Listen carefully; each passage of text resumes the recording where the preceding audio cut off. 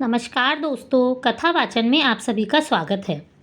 इस वीडियो में हम आपको ज्येष्ठ माह के कृष्ण पक्ष में आने वाली अपरा या अचला एकादशी की कथा बताएंगे। अगर आपको यह वीडियो पसंद आए तो प्लीज़ आप इसे लाइक, शेयर, सब्सक्राइब करना ना भूलें।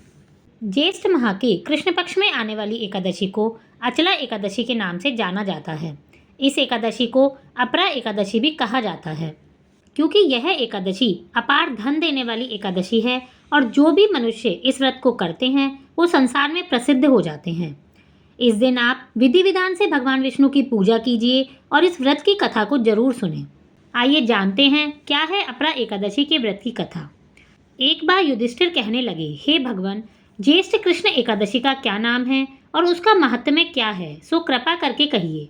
भगवान श्री कृष्ण कहने लगे, हे राजन, यह एकादशी अचला और अपरा दो नामों से जानी जाती है। पुराणों के अनुसार ज्येष्ठ कृष्ण पक्ष की एकादशी अपरा एकादशी है, क्योंकि यह अपार धन देने वाली है। जो मनुष्य इस व्रत को करते हैं वे संसार में प्रसिद्ध हो जाते हैं। इस दिन भगवान त्रिविक्रम की पूजा की जाती है।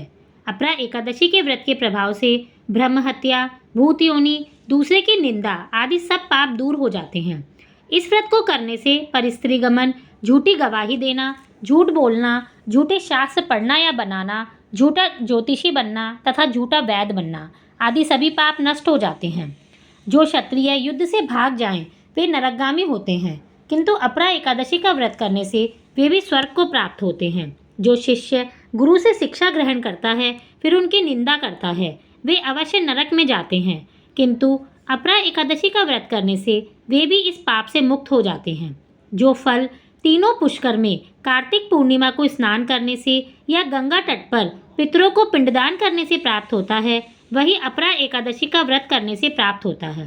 मकर के सूर्य में प्रयागराज के स्नान से, शिवरात्रि का व्रत करने से, सिंह राशि के बृहस्पति में गोमती नदी के स्नान से, कुंभ में केदारनाथ के दर्शन या बद्रीनाथ के दर्शन से, सूर्य ग्रहण में कुरुक्षेत्र के स्नान से, स्वर्णदान करने से अथवा अर्ध प्रसूता गौदान से जो फल मिलता है वही फल अपरा एकादशी के व्रत से मिलता है।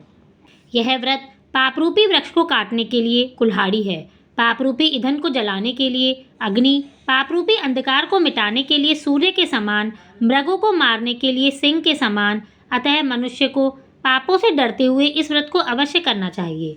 अपरा एकादशी का व्रत तथा भगवान का पूजन करने से मनुष्य सभी पापों से छूटकर विष्णु लोक को जाता है।